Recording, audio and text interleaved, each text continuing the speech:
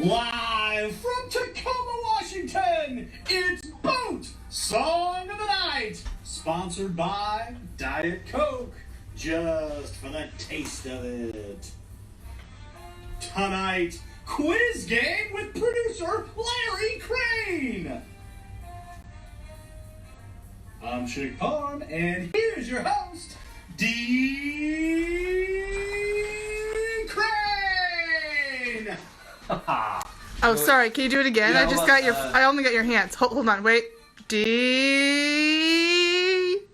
Crane. Hey, welcome back, everybody. Wow, really working on that intro, that turnaround move, that kind of. That was on me. I just got your middle section instead of your whole thing. I don't think. Whole vibe. I don't think it improves getting the whole thing. I think the middle section is really where it's at. So. We want all the sections. Yes, all the sections. Not just the middle. Well, welcome back. It's our fourth show of the week. Maybe our biggest show yet. Last night we were met by Dave Rayberger, member of 20 miles per hour, a middle school teacher, a dear friend, and mesmerizing eyes. Mesmerizing and tantalizing eyes, quite frankly. And tonight, I hate to dump on previous guests, but I thought Dave had the best eyes in the biz. Turns out it's Larry Crane, everybody. This guy's classic dumping on the previous guest to flatter the next one. You thought Sarah Rudinoff had a great voice? Wait till you hear Larry Crane just talking. It's going to be amazing. So we're very excited for tonight. Huge show tonight with Larry. And then tomorrow's Friday, and then it's the weekend, and we have a weekend show with Carl Blau. I mean, bonus. It's a total bonus matinee show. Today was pretty nice weather. Things are okay. There wasn't a press conference to my knowledge. Yeah, now it's kind of partly cloudy. Pretty sunny in Tacoma. Still for 7 p.m. Yeah, not too shabby. The phone, the volume seems to be working, or at least people are playing along as if it's working. I think so. Supportive. Hopefully I'm not covering anything up. And we got a new, we kind of had an old tripod, but we got some new stuff that we're going to try out tonight with the top of the tripod. So just a lot of excitement for us. But to kick it off, if whatever you're drinking out there, we wanted to crack one open. We're going to be drinking Diet Coke because a cold one. We signed a contract with them for 175 shows, and that's our sponsor. So, oh, wait. Let's cheers after. I feel like we really should cheers before we crack it. Cheers. This one... Cheers. Let's cheers. There's someone special to cheers tonight, I think. And that's Ethan Jones. He is special. Yeah, just a special guy. Love that guy. What did he say? Something really funny last night. Oh, he said he could hear, and we said we only care if he hears it, right? Yeah. That's not really true. We were just joking. It's kind of true. So cheers, Ethan. Whatever you're drinking tonight, hopefully it's soda. Yeah. Cheers to Ethan. That's lovely. And we have a lovely show coming up with Larry joining us in just a few minutes. But I was going to play a song from Pretend to Be Brave.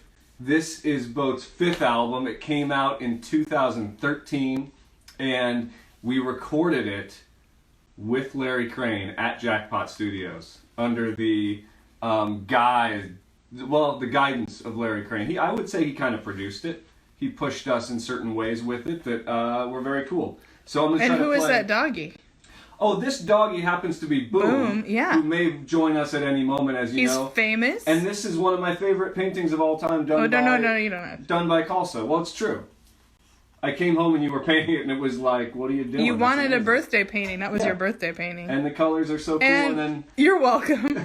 And Boom's on the back on the beach. Yeah. One thing you may know or may not know about Boom, he loves a good beach toilet. He's famous for running in the surf and just letting a mess go. Oh, and it's so rough because there's no way to get it back, and it's just bad for the environment. But every time we've taken him to the beach, it's a classic move. Yeah. Run, take a huge dump. Yeah. A proverbial dump. A proverbial dump. In the words of Shania Twain, it's his prerogative. It's his prerogative, yes. It's the way that he wants to live. Yes. So it didn't rain today here, but I'm going to play a song about rain from that album called Inside an Aquarium. I'm predicting a 92% rating on this. I think there's going to be a couple lyrics flubbed. But we'll see how it goes. Jackson was hoping for Aquarium, and you got it, Jackson. Well, this one's for you, Jackson, but it's also for Ethan, because everything's for him tonight. So here we go.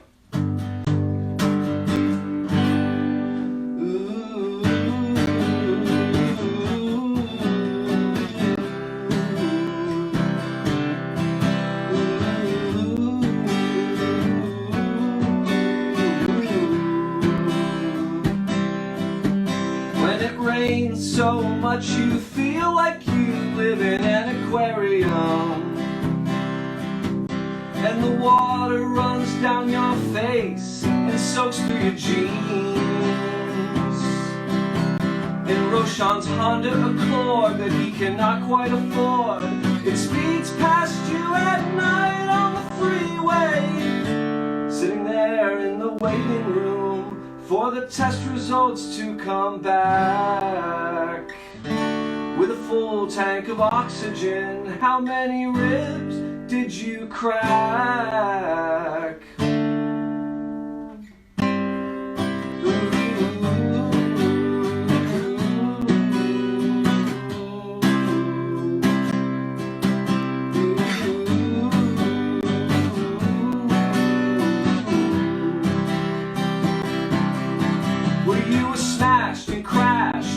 Broken and bashed, but Roshan, we still recognized you.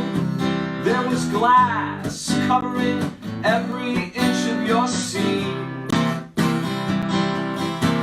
and that cabriolet, when it went speeding away right past you at night on the I-5, it had never been so evident you were meant to stick around. Sitting there in the waiting room, no one dared make a sound. And the rain-soaked traffic cop, who surely just saved your life,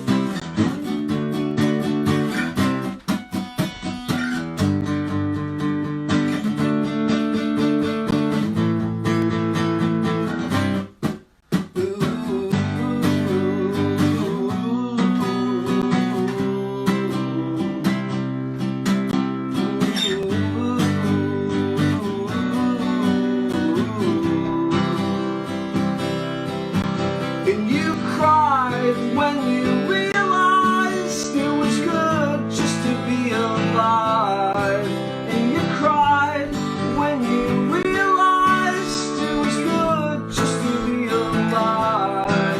And you cried when you realized it was good just to be alive. And you cried when you realized it was good just to be alive.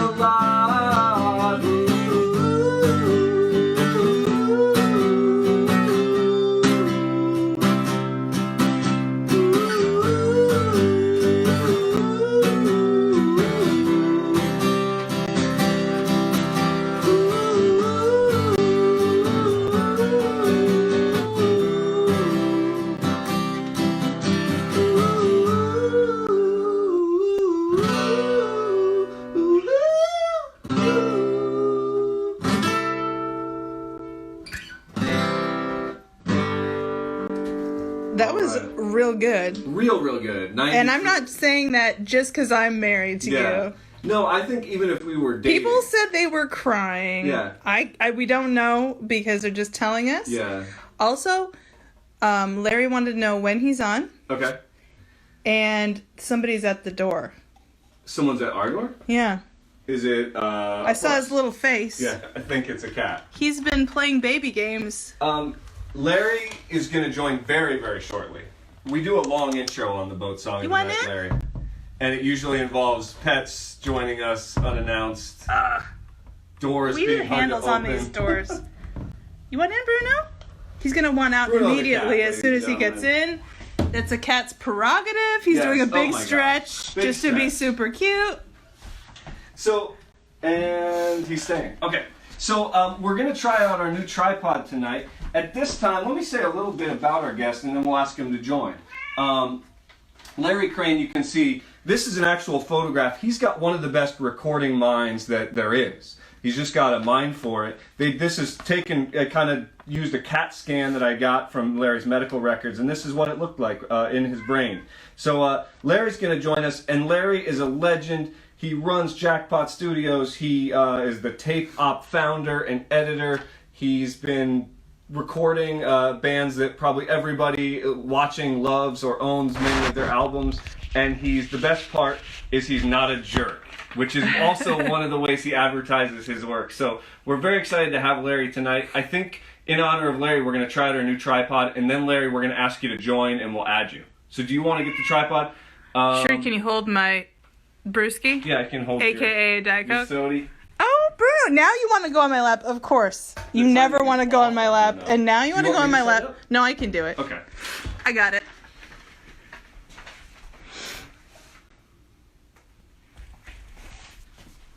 All right. Oh. It works a dream. I have to give a shout out to Josh Goodman too. There was no difficulties. This phone is great. We just had technical difficulties the other night that were not phone related. How would you like? I think that's good. Is this a good? Yeah. Is this good? That's a great distance. Great distance. And Larry, if you're with us, we're gonna ask you to join now. And I think we can also like add you. So we're gonna competitively see who can add each other first. Got it. And Larry, I believe it says unable to join. Huh. Which is very weird. Are you, question Larry, maybe to type out, are you joining us from a phone or a computer? Huh. Very interesting. We've never had this happen where it just says unable to join. But now it looks like you are able to join. Working. No technical difficulties tonight. Larry's on the phone and Larry's in the house. I got it. You got it. Can you hear me? I hear you great. Do you hear me? Yeah. Cool. Okay. All are sounding. It's really weird. Yeah, it's kind of weird. It's a little mysterious. Sometimes we have technical difficulties, sometimes we don't. Not tonight. How are you doing? I'm good. Can I open my beer now? Yeah, let's cheers you, Larry. Okay, here. Cheers. Cheers. Coke and beer. And we do a big first sip with the for the audience. Yeah. I mean, you don't have to. You should be telling us what to do. That's your role here. You're the producer. It's a collaborative thing. So I just you make the mistake and then I tell you. So I feel badly I didn't tell you that I was going to get your medical records, but that is what they found when they did the CAT scan. Is that? Yeah. I didn't have one that long ago either. That's kind of strange. Yeah. Yeah, it seems weird that I could just get one of them. But thank you so much for joining us. Yeah. And the HIPAA laws, they're a bitch. Anyway. I hope I have the eyes though. I'm really hoping that my eyes are. Yeah. The winning of the. Yeah. You think that was pretty good? Okay, good. Yeah, if you maybe later we'll zoom in on the wall, you can see I really I struggle with all drawing. Yeah. Like everything is like a 7 out of 10. The nose, the eyes, the hair. So it's really if I was drawing composite pictures for the police, no one would be arrested. You don't teach art, do you? No. Okay, good. I'm just but yeah, so we've been doing the show, and it's always been a dream to have you on it. I didn't quite have the guts to ask you to be on it for a while, but now that we're on episode 41 of the show. 41? We've done this 41 times. Oh my gosh. And we've had many amazing guests. We've had other Cranes. We've had my sister, Debbie Crane. Do we have any other Cranes? That might have been it. We had one other Crane. I'll send your way, I'm prone to be dismissive of the previous guests. So you're the best Crane we've ever had. Don't bash Cranes, man. Yeah. And I'm so excited tonight because we've been doing these quiz games. Let me actually grab my other quiz games here. Oh yeah. What am I in for? Yeah, we've had last night we had popular music from 1993 to 1997 quiz. Oh man, I want that one. We had my niece, she participated in the Marvel superhero trivia quiz. Yo. Got 11 out of 11. We had Imaginary Liz, one of our friends who is a Bright Eyes fanatic. She played Bright Eyes or Big Lies, Bright Eyes trivia. And then we have an audience member named Adam Gismondi, who the first show I called him Gizmondi and felt bad. So we started saying it's Gizmondi with a hard G. So we had hard G trivia, and all the answers started with a G. That's pretty good. Yeah. But this, I think, is the best one. Tonight we're going to do a trivia game called Hey Larry, Who Said That? And it's all, I've selected quotes from what I consider to be more important than the Bible, the K-pop book, the first K-pop book. All right. And you can see how trashed it is and marked up it is. 2 years since I edited that, so. Yeah, so it could be foggy. I chose 8 quotes, and your goal is going to be to tell us who said them. So I hope you're into it. I'll be like, Enrique. Maybe I can give you multiple choice, but I bet you'll know it. And I also, as always, write down some crappy questions to ask you as well. Do you mind if I ask you a few questions before the trivia? Okay, I think I can handle that. Yeah. If viewers are interested. If they're not, can you poll them and say, like, should we get rid of this guy now? You know? No, I think you're bringing in crane fans from all over the globe. I've got some cranes out there who are like, there's another crane. People think we might be related. I'm loving it. No, people want you here, Larry. You're very welcome. So this is not a question. This is just my notes. When we recorded Jackpot, it was 2013, I believe. And it was just amazing. Like, the studio is amazing, but also there was a food truck courtyard across the street. Does that still exist? It's gone. It's huge. You know how they keep building these condos and stuff? Yeah. You might have noticed this around Seattle. It's exactly what happened. Boom, there's a huge thing on the corner now. But it's got a local, like, sort of convenience store chain. It's like kind of like a mini Whole Food. Okay. Zebra. And that's in there now, which is amazingly handy. You can get your vegan sausage and all the things you want. So you're still doing, okay. Yeah, so that's kind of cool. And then there's some little food carts over across, like right next to the Plaid Pantry. And they put in, there's 4 or 5 food carts there and a little beer tasting room, which is obviously closed. But yeah, are the food trucks still open in Portland during this? So they can be because they're to go. Yeah, right. Yeah. I think I haven't gone out. I don't know. I haven't eaten out at all. I haven't done pickup, food or delivery or anything since this. And have you been recording, or I know you're doing mixing, remote mixing? Well, no, I'm just kidding. We had a choir in here and everyone got sick. Oh, I mean, I've been mixing and doing mix reviewing. I started doing that when this whole thing started. Like, for $25, I'll write a page of notes for somebody on their mixes. Oh, cool. And I've been doing $250 mixing specials for songs.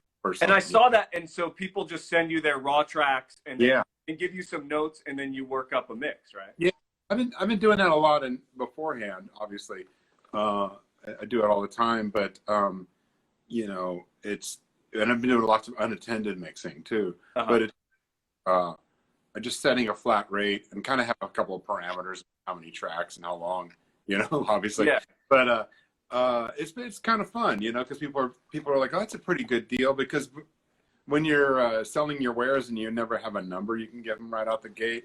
Yeah. How much is this going to cost? So it's kind of cool to say just $250 flat rate and see if it works. And it's busy, right? Week's busy. I literally have been. I've been making new songs. We got some song title suggestions from the audience, and then I'm making songs with some of the audience members and other bands. And so I've been thinking, what are some songs I could send to Larry? And so you might be getting some email. Oh, I want to tell you, the song you played, I hadn't heard it in a while since the CDs came out, or LP, whatever. Yeah. But I rarely play the music I'm working on for my wife, When we got done with that, I played, oh, you should hear this. And I started playing it, and that song came on. She goes, I don't want to ever hear that again. It's about a car wreck. It's making me nervous. And so I was like, well, oh, okay. Like, I never so that's like the song. If she's watching this, she's probably like, oh, great, he's mentioning it. It's the car wreck, guys. I forgot all about it, but I remembered that. Yeah. Well, I would be happy to. Maybe this is part of the mixing deal. I'll send you the tracks, and we'll take out the car wreck lyrics, and we'll do a remix. Yeah, Just change the topic. Write my own lyrics for it. Yeah. That would be, yeah, you should do some production notes, send back lyrics. I'm in. Here's your mix. I didn't like your words. I was saying a new line. So I actually have a question for the next one. Can you tell the audience a little bit about Vomit Launch? That's maybe your biggest band, like the most longevity, the longest time you've been a band? Yeah, that was like 1985 to 1990, almost 93, almost 8 years. That was me. And actually, I just talked to Lindsay the other day, the guitar player. Lindsay Thrasher is her real name. And Trish was the singer, a really good friend of mine. Still, I produced her band down in California a while back. And then Steve Bragg was the drummer, was a great drummer from England. And we were around for a while. We were on Team Beat Records. And oh, wow. Through Rough Trade, through John Bocciagaluppi had us tape op with me, a label that we were on called Mad Rover. And we worked out of John's studio for a while, making records. And so we had like 4 albums out, and we toured and we played all over. We played like shows, like Nirvana opened for us. And oh, wow. With like Replacements and Dead Kennedys and No Means No and Magnetic Fields. Wow. We did a little tour with Grenadine because Mark and Jenny were friends, you know. And I don't know, we just were kind of all over.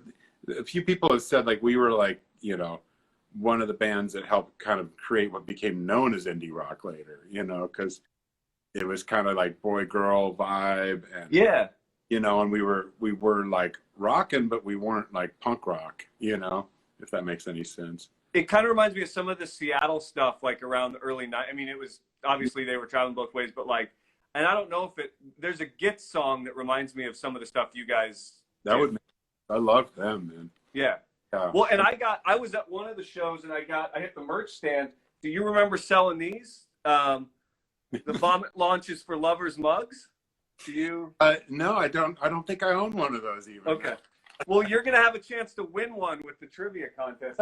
If I win, I need that because I don't have anything to drink out of here. You know? Yeah, it seems like you're parched. You may be just that beer, first drink of the day.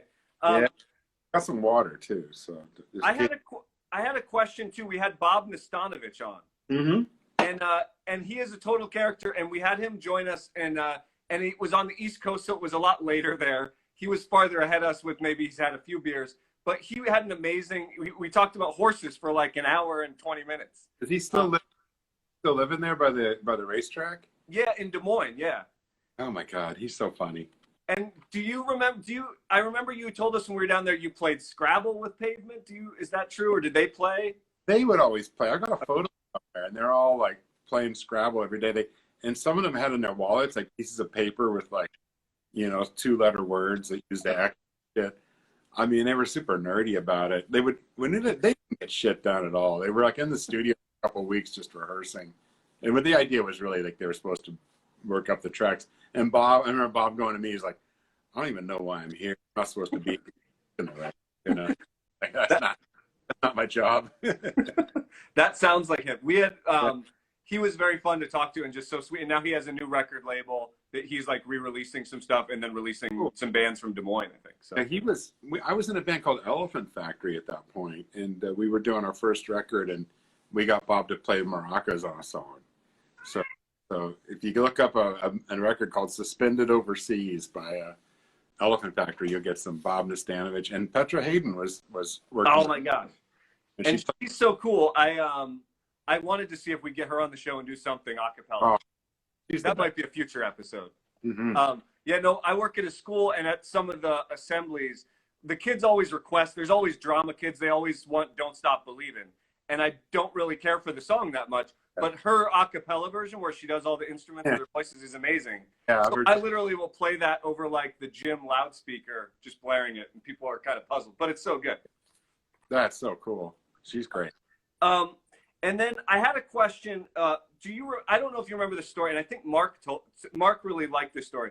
We were recording a song, and I think like the energy was a little off or the tempo, and you told us about a trick that you used to use. Whoa, we just flipped that camera accidentally. Oh, we flipped it. Yeah. You told us about a trick that you used to use or that Elliott Smith used to use where he would like start with a different part of the song to get the energy right. Can you tell that story to me and Mark again? Yeah, that's so. This did we use it? Did we do it on one of your songs? Because it was.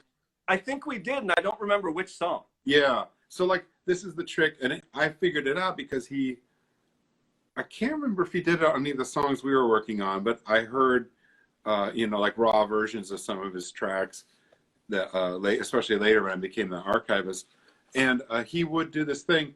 He would just play. It wasn't always a chorus like he said in our email, but he would play like dun, 1, 2, 3, 4, dun, dun, dun, dun, like 4 bars of part of the song, and then stop 1, 2, 3, 4, and come in. So it might be the verse or whatever. It's and you'd hear him singing over it and playing guitars and doing stuff, and then all of a sudden he would lock in and be playing the song. So it gave him this little warm up moment to just get in the tempo and the mood and then drop in. And I haven't used it in a few years, but it's one of those little tricks. If you remember it, you're like, oh, wait a minute, I got an idea. Yeah. No, I have like 3 tricks, and that's 1.5 of them. Yeah. I just think sometimes it's hard to like get the song. You have a version of it, you want to get back to the right tempo, and you need a trick, and that's the one that I always go back to. You can even play like an old demo or something, a snippet of a demo now, like lock it at the beginning of the track and put a click following it, and then just drop right in, and it makes it really there's just a comfort level, Yeah. Well, I just remember that was like one of those things where I'm like, oh wow, that like it changed kind of that day. I remember because we were recording. I think we recorded with you for like maybe 4 days, and like we had enough time, but we couldn't really mess it up too bad, so we needed to keep it rolling, and that definitely got us rolling. We were working. That really quick, but I think I told you guys it reminded me more of like how I used to work a lot more before, where it was just like limited time, bang out the record, you use all the tricks you can get in, but don't. You know what I mean? Like, you overdo it, yeah. Overdoing things, there's no time for that. Yeah. And I think our other albums, we tend to, I think we've overdone them really well, but we definitely labor over them more in that way. And so it was a really cool experience to do that. Yeah. I think it would make sense for us to transition to the trivia game if you got the mental energy for it. We do have a promo for it. So listen close. We have an announcer down in Burbank, California named Chick Parm. And he has created a promo. I think Kulse is going to pull it up on the promo jukebox. But yeah, this is a serious one. It's to the left, third one to the right. Yeah, some old. Got it. There we go. Don't turn that dial. It's time to play Hey Larry, who said this? By dried beans. Dried beans, used the world over, the perfect food for these imperfect times.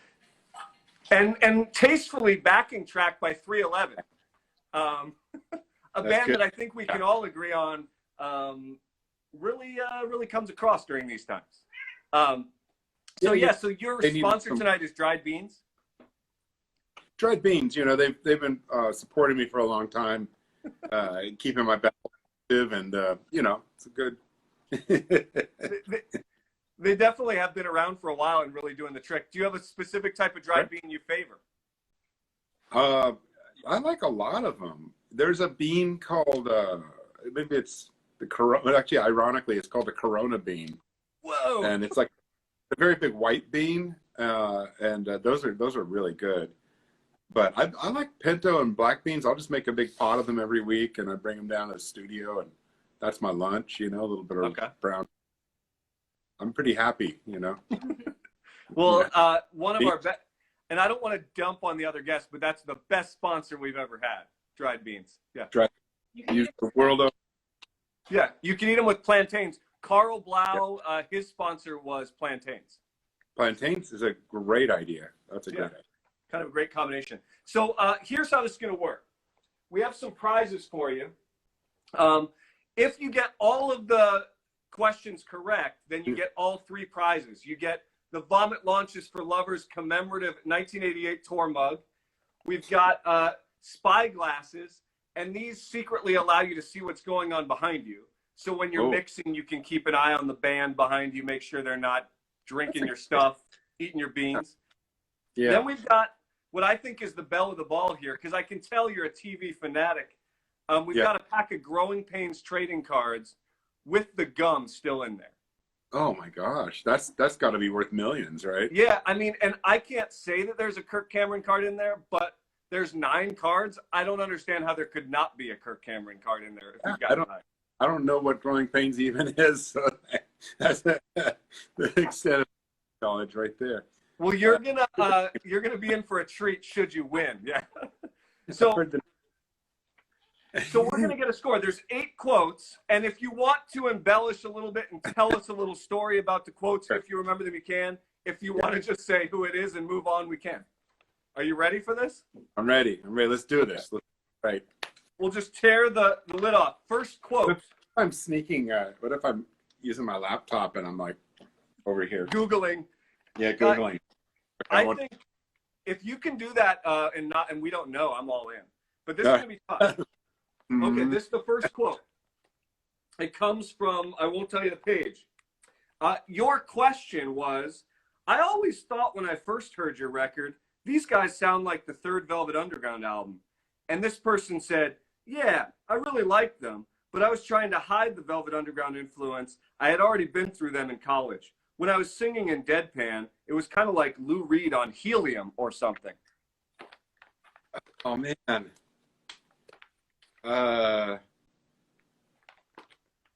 Boy, that's a tough one. And it's an interview I did? Yeah, and I will give you a hint. You have mentioned this person's band already in the visit today. Oh, Malcolmus, right? Yes. Stephen Malcolmus. Pavement's Stephen Malcolmus. Yeah, because they did. They had a high sound, and they kind of sounded like that third Velvet record, you know. Yeah. Especially like, I was made for success, but success it never comes. You know that song? That would have been amazing if the Velvet Underground covered Slanted and Enchanted.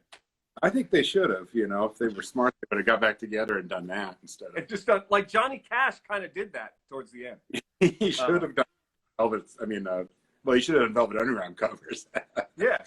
Great too. I'm looking at Kalsa. She says that counts. Even with a hint, you get it. You're 1 for 1, Larry. Little hint. Okay. Okay. Flipping in the book. Let me see. This is one of my favorites. You said to this person, what other technical stuff can you think of? And this person responded, did you say testicle stuff? I got a vasectomy and my nuts got this big. Indicates a large area in his lap. Dude, it was purple. It fucked me up and I thought I was going to die. I had to go back and they cut it open and squeezed all that pus out. Robert Pollard. Yeah. Yeah. Oh, yeah. That was crazy. That was backstage at La Luna here in Portland. Oh, that's a super cool club. Yeah, and I couldn't believe I was in the green room with him, and I couldn't believe he was about his vasectomy. That was hilarious. Oh, my God. Well, it's interesting, too, because the rest of the interview is all about recordings and, like, lo-fi versus hi-fi. And he just went straight up with, did you say testicle stuff? So, and the funny thing is, I think I might have gotten a vasectomy around the same time. I know my mom told me. She just heard it on Instagram. That's the ideal way to tell a parent about genital surgery. Yeah. Probably pretty not having children, grandkids right now. Okay. This one, I really love this band. We both got to play with them once here in Seattle. Here's the quote. You asked, I think it was you doing the interview. Yes. Although Gary Lucy did the interview, so you would have to know. We'll see how you do with this one. Oh, it's apples and stereo. Yes. Okay, here's the quote, which I like that they said. You wrote, or the question was, it seems like you guys as a band enjoy recording and operating in this way. And Robert Schneider said, it's fun to learn. It's a thrill on its own.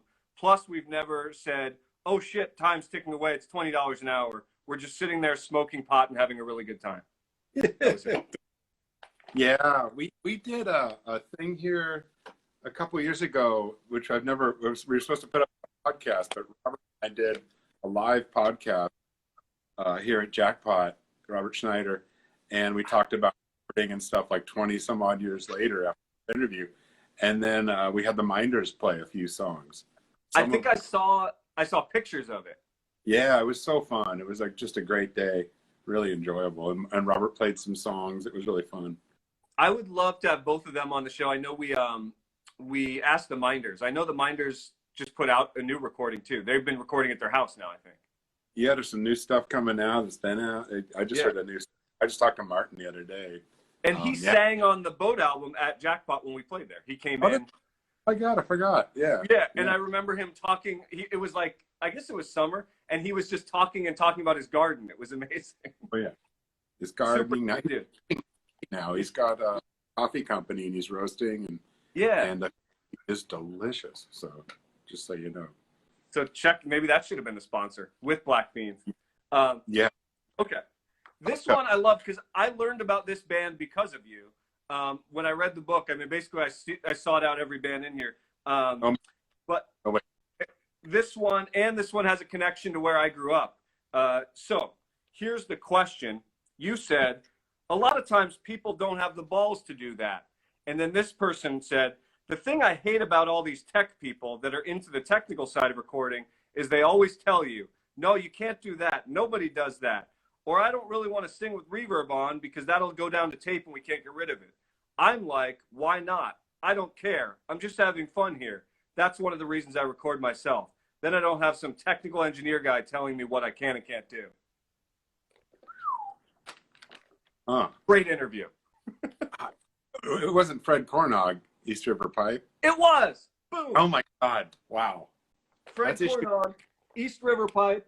And I believe the album that I have is called Garbage Heads on an Endless Stun. Does that sound right?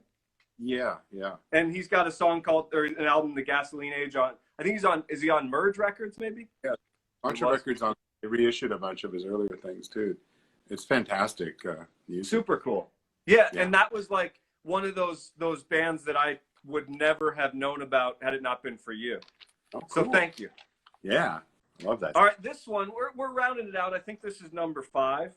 And this is not the most interesting quote, but it reminds me of how I started recording. After reading this too, it kind of inspired me. You asked this person, do you try to record when your girlfriend's away? And he said, there is some stuff that I've recorded while she's asleep. Any keyboard and really quiet guitar stuff. There's at least one whole song on the new record that was recorded in the middle of the night, not to her knowledge. That's Elliott Smith, right? No. Not? Well, no. Well, I missed that one. It's James McNew. Oh my God. Joe Lotingo, bassist James McNew. Yeah.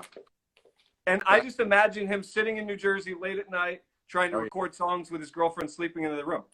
And I spent, before I got married to Kalsa, we lived in a place where I'd go down to the basement and I think I would try to record at weird times, probably just because of that interview. So I think you're 5 out of 6.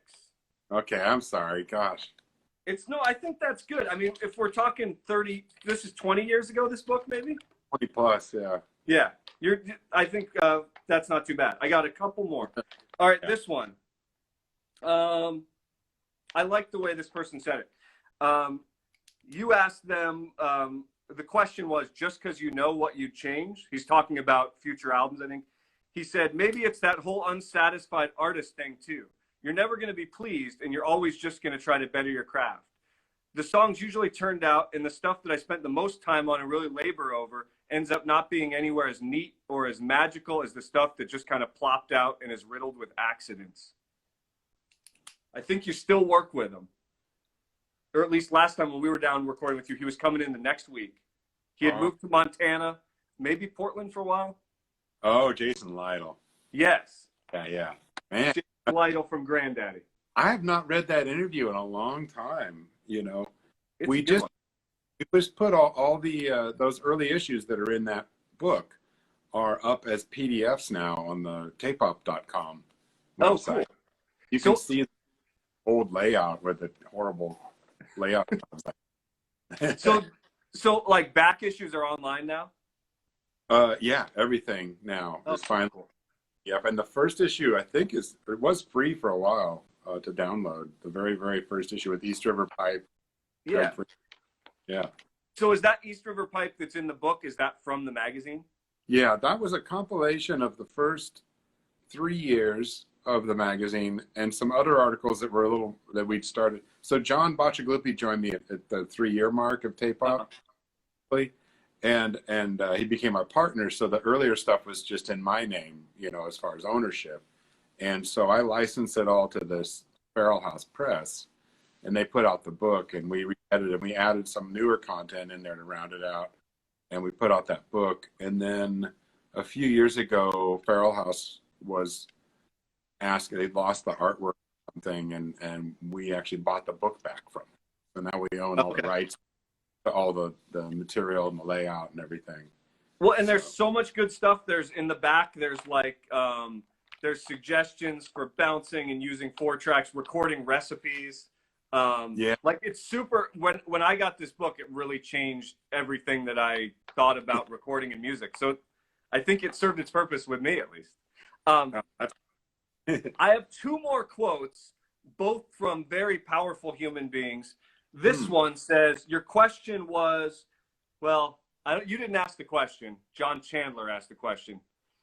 Here's the question. It said, and from your point of view, you probably had the usual indie cynics going, what the hell? It must just be for a big money gig or something like that. And this interviewee said, well, I remain blissfully ignorant of what all those nose pickers say about me on the internet. It really doesn't matter to me. I mean, my rationale for the way I conduct myself is, in my mind, bulletproof. And people can say whatever they like about me. I honestly don't care. I know that my motives are pure and that my sympathies lie with the bands, and my sympathies will always lie with the bands. Steve Albini. Steve Albini. Yeah. He's so that interview was done actually for when Amazon started carrying music. Do you remember this? Like 100 years ago? And initially, it was just, and they had Amazon Music as like it was a thing. Yeah. Started carrying CDs and stuff, and they needed reviews and interviews. And John and I were hired by a Scott Becker, who used to edit Option magazine, and a bunch of us were all hired to write things, CD reviews, album reviews, all kinds of stuff.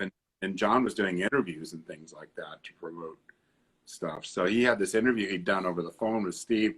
We ran it, and Steve was so bummed that it's like, but I didn't know it was going to be in Tape Op, That was, I think, what happened. That was kind of bad. But well, it's a good interview though. He should be proud of it. Oh yeah. Well, he just could have been more focused on a different way. Yeah. But I interviewed Steve in Chicago, about 8 years ago or something, and that came out really well. We got to hang out and talk at his studio. He seems like he's like an enigma, but probably a pretty good dude. I interviewed him when he was in Big Black, actually, in the mid-'80s. And he's always just been a straight. If you're hanging out with him, and one he's just a total straight shooter, a really nice guy. Just that people try to get under his skin and get him to catch him on some kind of contradictions or something. I don't even understand that. It's very stupid. Yeah. He's really good. He's a knowledgeable engineer, and he runs a great studio, and he does what he does. It's great. It's like, I don't know why people give him a hard time. Yeah, bizarre. He needs some more good press, maybe. This is the last quote. You're 6 for 7. This would make you 7 for 8. And someone's got to tell us what percentage that is. It's in the high. It's looking like 91. Okay. This is the best quote in the book. Okay. It says, use what you have. Learn everything that can be done with it. Try things you think you shouldn't do. Record in different places. Put the wrong mics on things. Try to capture the loose first takes. Experiment. Only when you have outgrown your gear, and you will know, might you need to search for more. Who said that? Probably me. Yes, it's Larry Craig. I still, the funny thing is, I went and looked at Tape Op #2. I looked at the intro to Tape Op #2, and in that intro, I said, my only worry I have is that people are going to think this magazine's only about home recording. Yeah. And I was like, oh my God, I still have to tell people like, no, it's about recording, making records, you know? And it's just so funny. That's amazing. I think that's what's so cool about the book too, is like you interview people who do bigger projects and smaller projects. And then it's just like, I felt like I could aspire to do the things in here and potentially like learn from the things that I couldn't do. It's an easy entry point. You know, the music business, and stop me if I go on a rant, but I mean, the music business always wanted to have all these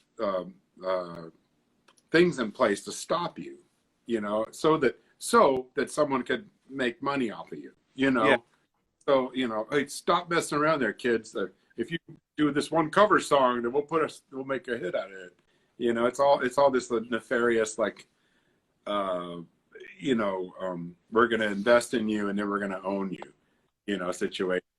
And so like studios, fancy pants studios, were always seen as like this, you don't go there till you're serious, you know, stuff like that. You know, but then if you were smart, you'd sit and listen to like, you know, a Brian Eno record, like Another Green World, and you'd go, well, someone just had to mess around for a while just to make that happen. Yeah. So the studio is a place to make art, not a place just to be serious and make hits. Yeah.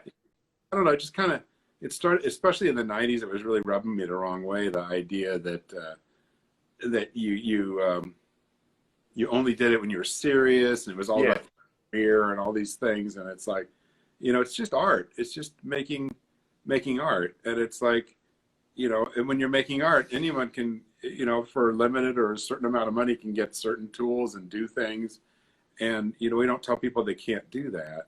Yeah. You know?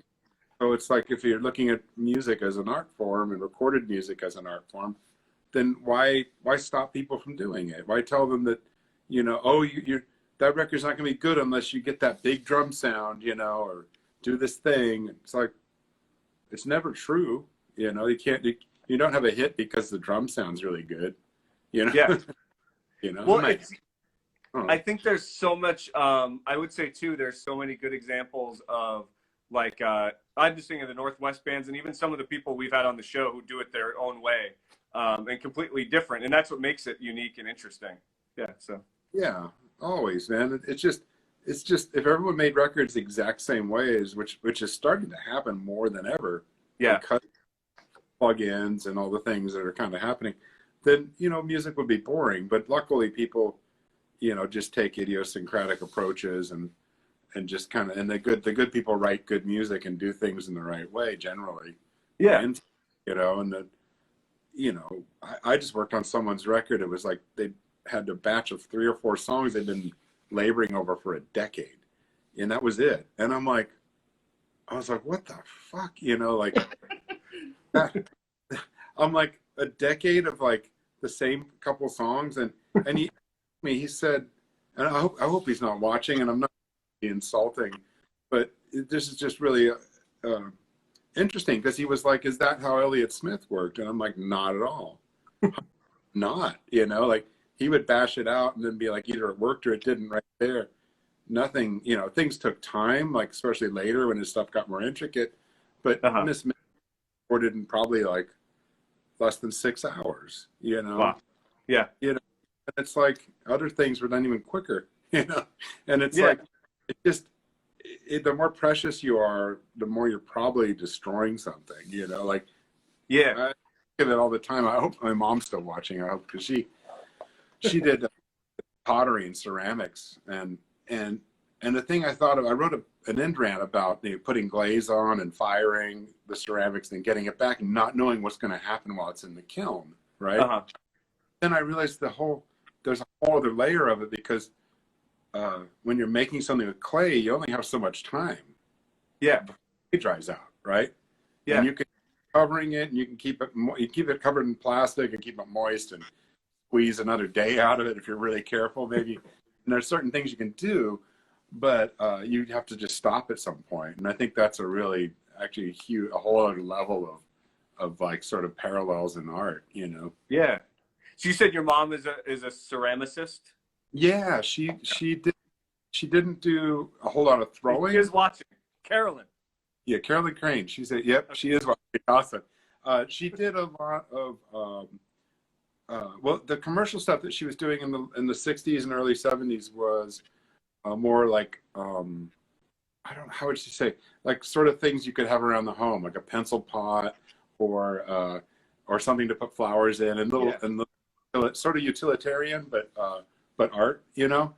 And she had a distributor, and everything was really big. And then she later on just did more one-offs, like really cool vase type work and different things, and structural larger form things. I don't know, just a lot of different stuff.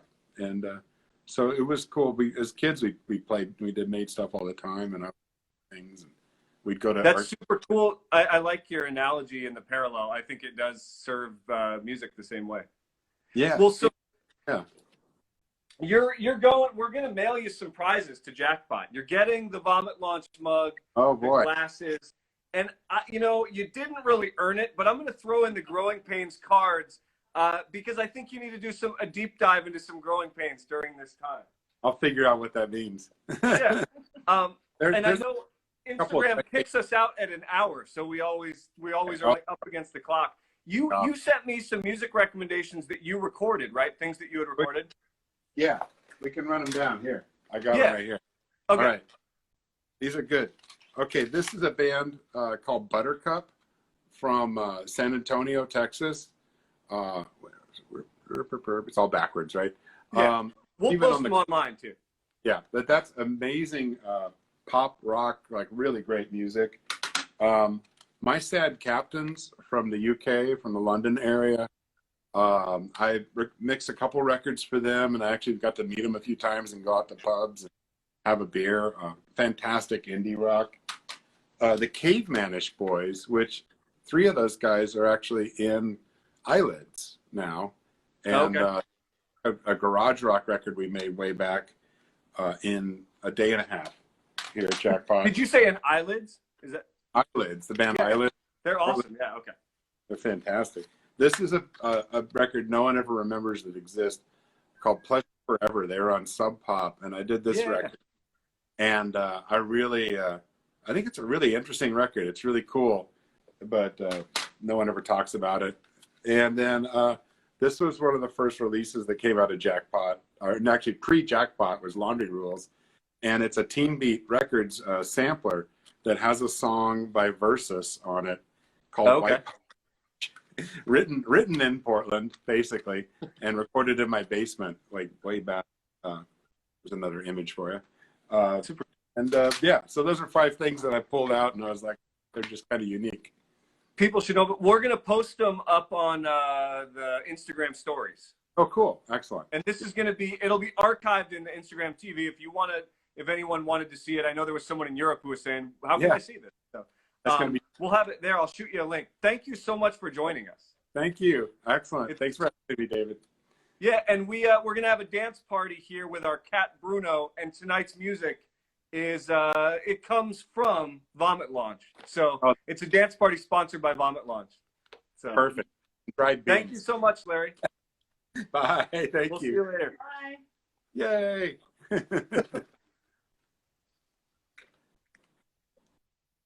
I think we still have a couple minutes left. That couldn't have been cooler. Launch that vomit. Yeah, we're going to launch that vomit. Tomorrow we have our Friday show. Ruler from Barsook Records, one of the greatest pop bands in Seattle, is going to be performing. And we have a mixologist, Robbie Seibert, my childhood friend. We're going to go way, way back. He's going to share the boat drink. People in submitting names. He's going to pick a name and a special drink. Please join us for a special Friday party, followed by a special Saturday show with Carl Blau at 11 a.m. So anyway, Larry Crane, much love to you. Very, very cool. Awesome. We're going to send some tracks to you to work on, and just much love to everybody tonight. 156 remaining. 156. Let's kick off that Vomit Launch. Do we even do the intro? I don't think we do. No, we just go straight Vomit Launch. Have a great night, everybody.